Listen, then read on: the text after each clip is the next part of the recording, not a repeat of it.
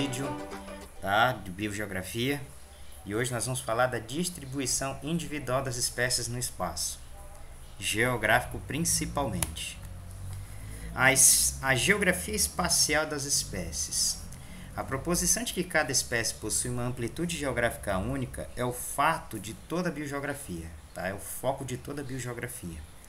Os biogeógrafos estudam muitos fenômenos, exemplo, locais de ocorrência de organismos individuais, alteração ou alterações na distribuição local e regional de uma população, as distribuições presentes e pretéritas de táxons mais elevados ou clados, padrões de biodiversidade e os processos ecológicos e eventos históricos que moldaram as amplitudes das espécies que são diferentes e se revela a quase todos eles. Então, tudo isso aí são os objetos de estudo que os biogeógrafos fazem em relação à distribuição de espécies no espaço geográfico. E a gente vai falar então um pouco sobre o que seria essa distribuição. Essa distribuição ela é chamada de amplitude geográfica. E aí eu começo essa parte aqui com a pergunta: como trabalhar a espacialização das espécies e sua distribuição? A resposta está mapeando e medindo a amplitude, o grau de distribuição sobre um determinado lugar. A amplitude geográfica é a unidade básica da pesquisa biogeográfica. Como será medir e defini-la? Essas medições e definições elas são feitas a partir de guias de campo e publicações sistemáticas e técnicas. Desse jeito, a flora e as faunas regionais são completadas por mapas de amplitude. Esses mapas de amplitudes eles são definidos em 3 tipos, ou seja, 3 esboços para a gente definir o mapa de amplitude, ou seja, o mapa de distribuição espacial das espécies sobre o globo. A primeira delas seria o mapa de esboço, que descreve a amplitude de como a área irregular, frequentemente sombreada ou colorida, são faixas que apresentam o espaço habitado das espécies.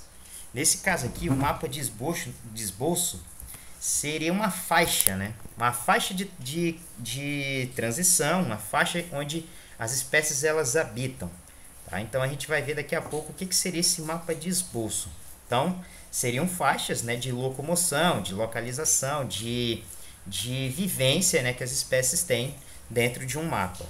O outro mapa seria os mapas de pontos. Esses mapas de pontos eles são mais analisados a partir de dados que já existem nos museus, nos laboratórios de taxidermia, para a gente identificar o lugar onde surgiu a espécie ou onde ela viveu.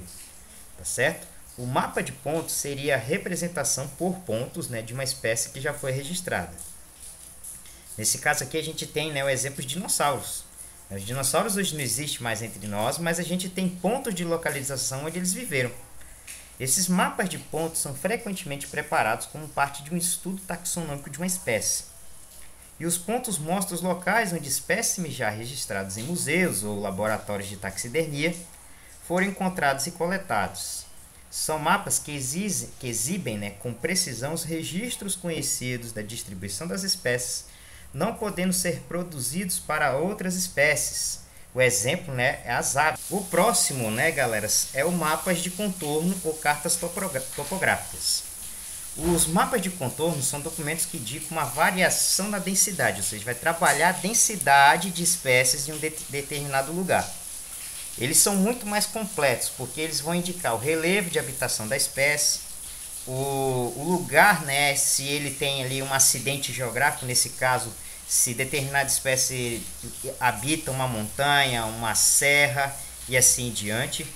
E esses mapas têm que ser feitos com cautela, pois exibe apenas um número limitado de localidades, bastante separadas entre si, tá? E esses mapas, eles podem ser computadorizados. Todos os 3 mapas, eles podem ser utilizados a partir de softwares de mapeamentos.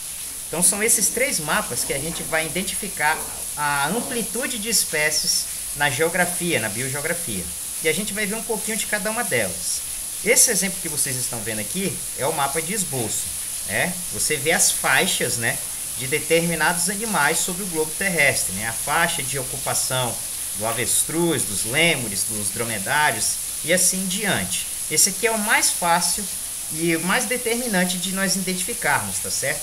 Você bate o olho, você identifica os lugares, né, onde esses animais ou as plantas, né, elas habitam.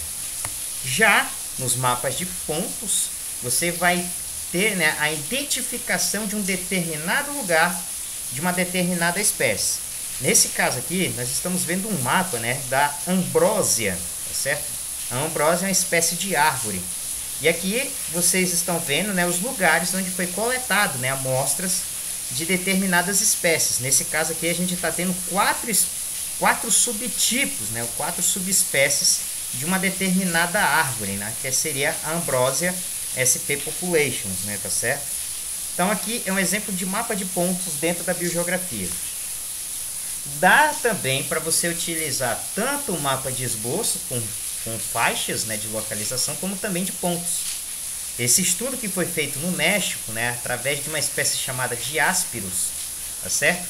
Foi utilizado tanto o mapa de esboço como o mapa de pontos. Nesse caso, nesse estudo, você vai encontrar, né, localizações de muitas espécies, subespécies dessa espécie única de árvore lá no México, tá certo? Muito bom, excepcional para a gente identificar a localização de várias espécies de um único subtipo, de um único tipo de planta, nesse caso da Diáspiros. E aqui, né, um mapa de amplitude, que seria o mapa de contorno. Nesse caso aqui vocês estão vendo tanto a questão do relevo, tá, do ambiente, como também a localização da espécie, né, de árvore das espécies de árvores que são encontradas nesse lugar. Nesse caso aqui, a árvore Orquídea, a Useres, né, e a Carswell, tá certo? Que são identificados nesse lugar aqui, nesse espaço, a partir desse estudo, beleza? Como é então a distribuição das populações? O crescimento da população e a demografia. Como ocorre então essa dispersão das espécies sobre o espaço? O tamanho de uma amplitude, a localização de seus limites e as mudanças dos padrões de abundância dentro desses limites reflete a dinâmica das populações e a influência das condições do ambiente na sobrevivência, na reprodução e na dispersão dos indivíduos. Uma população ela só aumenta quando as relações combinadas de nascimento, certo? A questão da imigração excede a de morte. Quando o nascimento ele é maior do que a mortalidade das espécies, então elas vão ter uma amplitude geográfica, uma demografia biogeográfica muito maior do que mortes. Nesse caso aqui, né, quando uma espécie ela vai migrar, ela tem que ter uma taxa maior de nascimento do que uma taxa de mortalidade, senão essa espécie ela acaba entrando em extinção ou desaparecendo de determinado lugar, tá, no momento da sua imigração. Isso é denominado de crescimento exponencial, em que a relação pode ser descrita em termos de intervalo de tempo necessários para a população dobrar o seu número. Logo, então, as espécies, quando elas estão passando de ambientes para outros, tem que haver essa relação, tá, de crescimento demográfico de sua própria espécie. Quando os leões eles saem de uma unidade de conservação em busca de caçar em outra unidade de conservação, muitos perigos esse grupo, né, de leões vão ter, como morte de espécies. No meio do caminho vai ter nascimentos, e esses nascimentos eles têm que serem acompanhados, né, pelo processo de caça. E assim, né, você vai tendo os problemas, né, dentro de uma matilha de lobos e assim diante, ou de um grupo de animais, para que ocorra, né, o equilíbrio dinâmico dessa espécie no espaço. E aqui, né, nós temos um mapa mostrando a distribuição da erva daninha, né, Clematis fremont. O exemplo de como essa espécie ela é extremamente rara e como ela é encontrada em um determinado lugar lá nos Estados Unidos. Nesse caso aqui você tem, tá, essa planta ela é encontrada no sudeste dos Estados Unidos, né, no sudeste dos Estados Unidos. Esse quadradinho, né, especificamente no estado da Georgia, tá certo? No estado da Georgia, nos Estados Unidos, ali no sul dos Estados Unidos. E ela, né, só se encontra nesse lugar.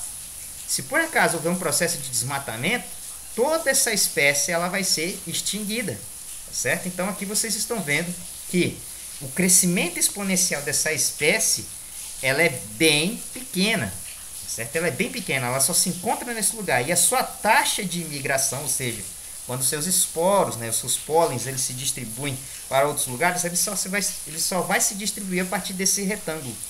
Então essa espécie ela é muito rara e com certeza já está, né, na lista de extinção de espécies da lista de espécies que a gente tem no planeta Terra, certo? Isso aqui é o que a gente define de taxa, né, de amplitude geográfica, e a gente vê a taxa, né, de agregados que a gente tem nesse espaço aqui. Então, como a gente vai definir esse crescimento? Esse crescimento ele é definido, né, pelo conceito de início multidimensional de Huntington. Tá? No ano de 1957, Evelyn Huntington desenvolveu o conceito de nicho ecológico multidimensional para definir as condições ambientais que limitam a mudança e a distribuição. Todas as espécies elas passam por essa condição de limitação de abundância e distribuição, galera. Só não o ser humano. Huntington percebeu que durante um período de tempo e sobre sua distribuição geográfica, cada espécie está limitada por um certo número de fatores ambientais. O que seriam esses fatores ambientais? O tipo de solo, até a questão geológica, a temperatura de água, as condições climáticas, principalmente as condições climáticas, é que fazem com que exista, né, um certo limite para que as espécies cresçam. Logo, o nicho das espécies representa as combinações dessas variáveis que permite a sobrevivência dos indivíduos e a manutenção das populações. Então, o que a gente fala, né, dentro de um conceito ecológico? São os nichos de espécies de um determinado ambiente. E a gente vai entender um pouquinho de cada uma delas. Aqui, galera, é a representação do que seria esse nicho ecológico. Para que uma espécie ela consiga ter sucesso sobre o ambiente, é necessário ter combinações, principalmente dos elementos externos ao seu crescimento. Seria a intensidade da luz, a questão da salinidade, a temperatura, tá certo? Que seria um conjunto de condições dentro dos quais uma espécie pode sustiver uma população viável. Quando é multidimensional, significa que é a junção de todas essas unidades. E ainda mais unidades dentro delas, que a gente chamaria de multidimensional, que são tantas as dimensões que correspondem às condições limitantes. Esse seria a representação, né, de união dessas condições ambientais para que o nicho ecológico evolua e se distribua sobre o espaço. Logo, quais são os outros fatores que fazem com que o nicho ecológico ele evolua ou retraia? Seriam os fatores históricos. Né? Um exemplo aí são os dinossauros que não conseguiram, né, sobreviver à evolução do planeta. A capacidade de localização. Nesse caso, né, os coelhos são bons de serem espécies de colonização. Fatores bióticos, comportamento, entender padrões de distribuição e processos responsáveis dentro da biogeografia. Distribuição, que a distribuição ela é dinâmica, ou seja, existe uma distribuição que pode contrair a espécie, ela pode entrar em extinção, e aí ela contrai o número dos seus indivíduos, ou expansão, certo? Essa é a questão da distribuição.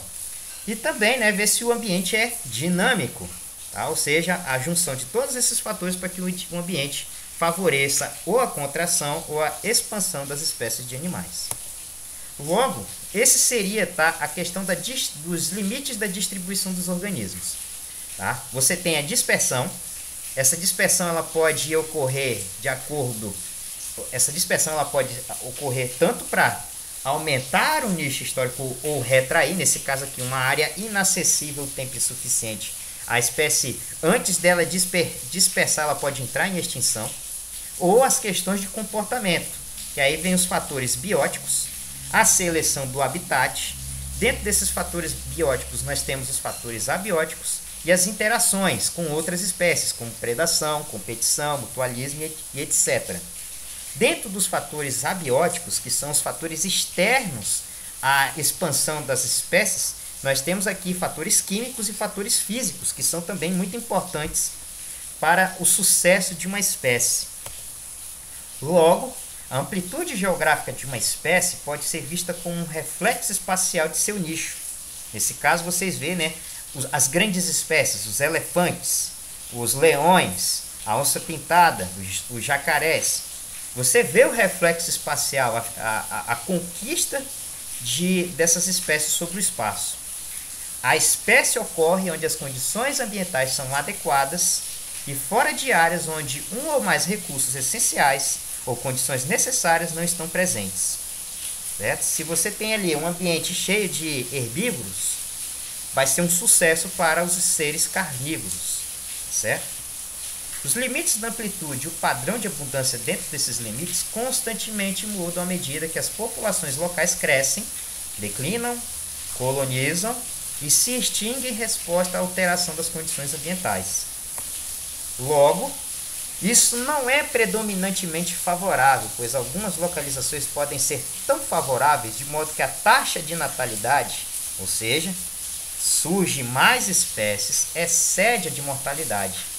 Esses lugares são chamados de habitats fonte, onde você vê as espécies tendo sucesso sobre o ambiente, tá? Tendo formas de manter a sobrevivência da espécie dentro desses habitats fontes.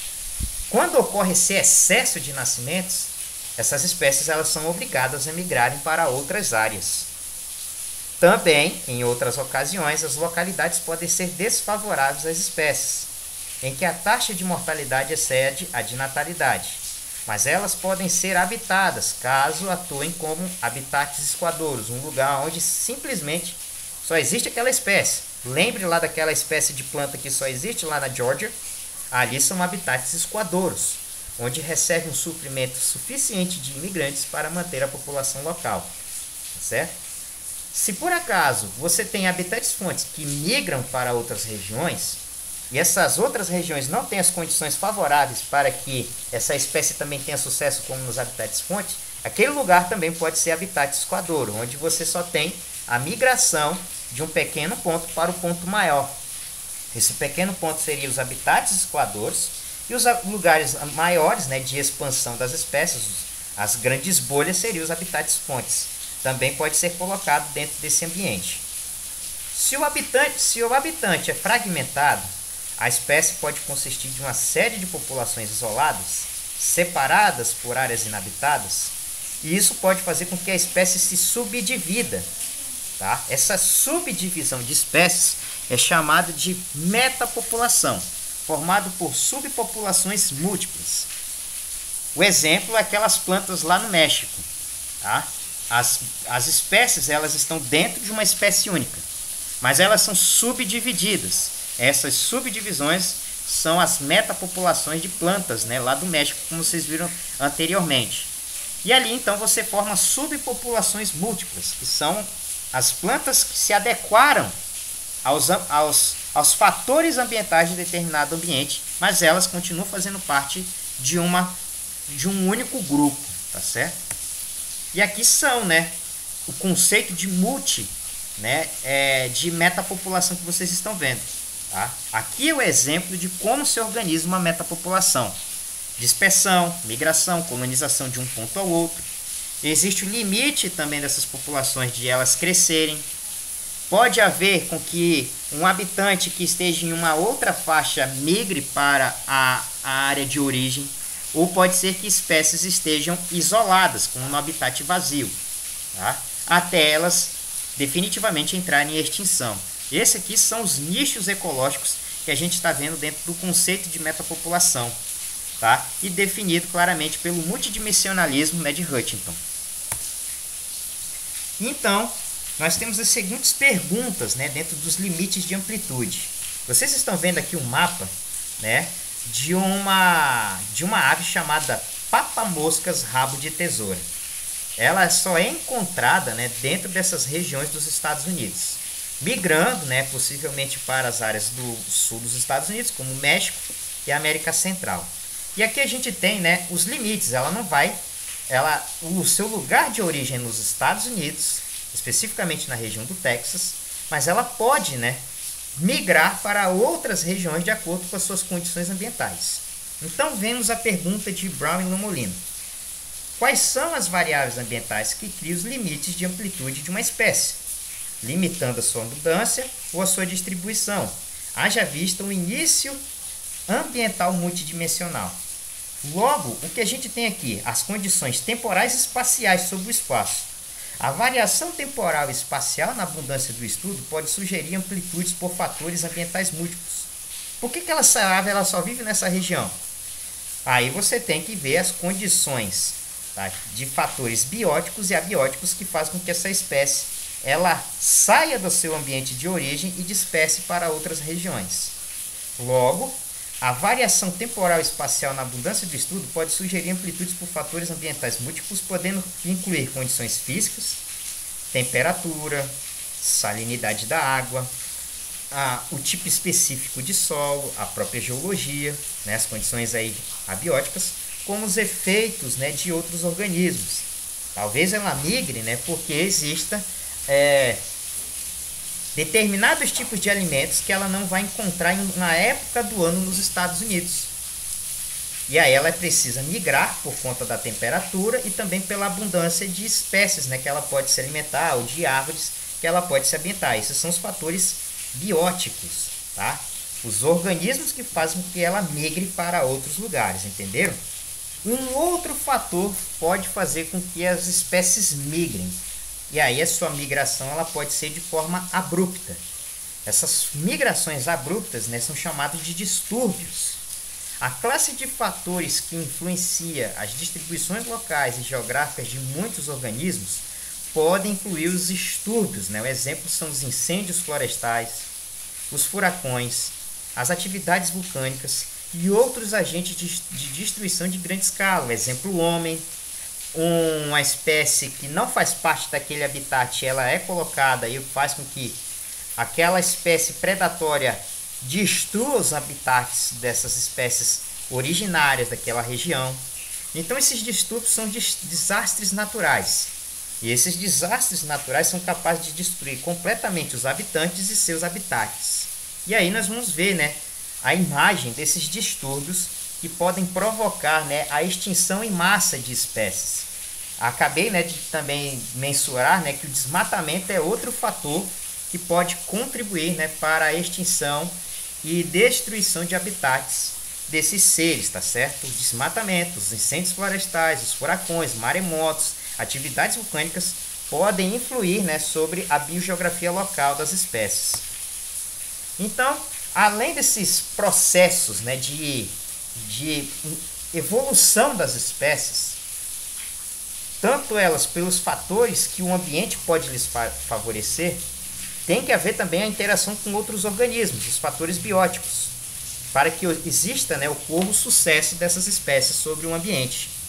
Isso a gente chama, né, de interações aí, né, os exemplos que a gente vai ver agora para a interação com outros organismos.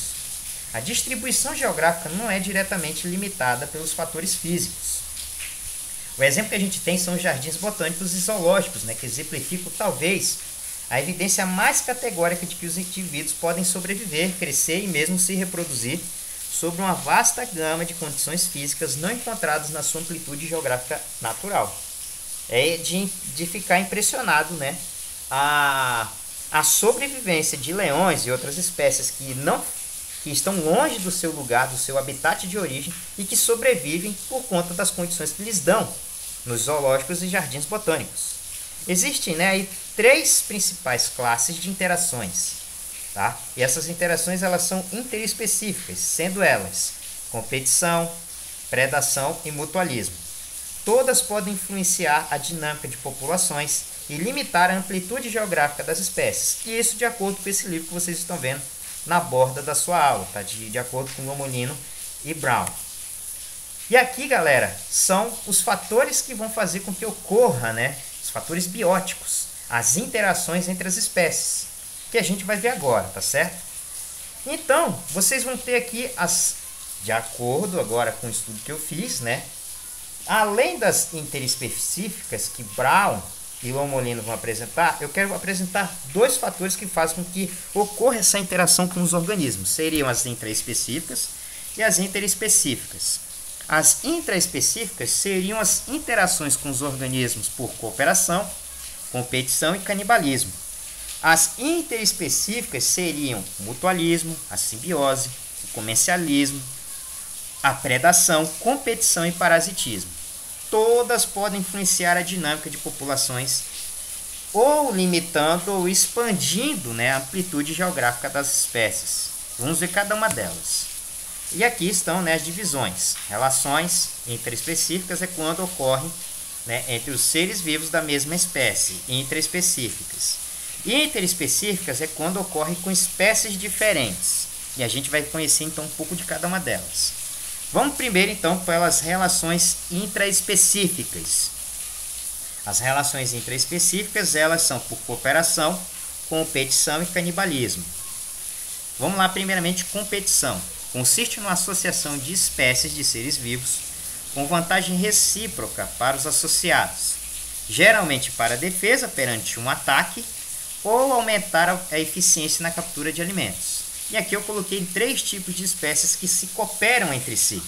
Os macacos, principalmente os chimpanzés, as formigas e as abelhas. Todos eles trabalham por cooperação, que faz com que elas sobrevivam sobre um ambiente. A competição já é algo interessante. É uma interação desarmoniosa em que 2 seres vivos lutam entre si pelo mesmo recurso. Aqui vocês estão vendo esses exemplos, né, das orquídeas, que se ocupam de um espaço em cima de outras plantas e elas lutam entre si para obter a luz, que é o que elas estão buscando, ou, né, a relação de uma caça entre leões e hienas. Aqui a gente está vendo competição. Entre os animais, a competição se dá mais pelo alimento, disputa de território, como as plantinhas estão fazendo, e acasalamento. Entre as plantas, essa briga ela é pela luz, pela água e os minerais. Então não pense que as coisas são harmoniosas na natureza, elas são totalmente desarmoniosas, existe muita luta, muita briga entre os seres. E o canibalismo, né? É uma espécie mata a outra, da mesma espécie, e alimenta-se dele. Esse aqui é sensacional, galera, tá? Jacarés podem se alimentar dos seus filhotes quando existe ausência de alimentos. E o louva-a-Deus, né, que faz esse tipo, né, de atividade dentro da sua espécie, tá certo? É muito raro termos espécies canibais, né, dentro dessa questão de interação de ambientes. Então nós vamos agora para as relações interespecíficas, quando uns animais interagem com outros animais que não são da sua mesma espécie. Dentro desse grupo interespecífico nós temos o mutualismo, que é também chamado de simbiose. É a interação com benefício para as 2 espécies, embora possam viver separadas. Nesse caso, a vizinha, né, que se alimenta, eu não sei o nome dessa vizinha, mas parece que é Oxys, que se alimenta, né, dos carrapatos, dos búfalos, tá certo? O peixe palhaço, que fica, né, entre as anêmonas, né, eu acho que é isso, para se proteger e para também buscar alimento. E as abelhas que se beneficiam, né, do pólen das plantas para produzir o mel. Isso é mutualismo. Comencialismo. Aí já é uma relação, né, de harmonia, né, da relação ecológica interespecífica de harmonia. Nessa relação que ocorre entre espécies diferentes, uma espécie é beneficiada com a interação. Entretanto, a outra não é beneficiada e nem prejudicada. A espécie, né, são os urubus, né, que se alimentam dos alimentos que já foram consumidos por outros seres. Então não vai ter ninguém vai sair perdendo nessa relação, tá certo? Ou, né, esses peixinhos que vivem, né, pegam carona com o tubarão quando ele vai caçar. E aquilo que sobra, eles acabam ficando, né, com as migalhas do que o tubarão caça, tá certo?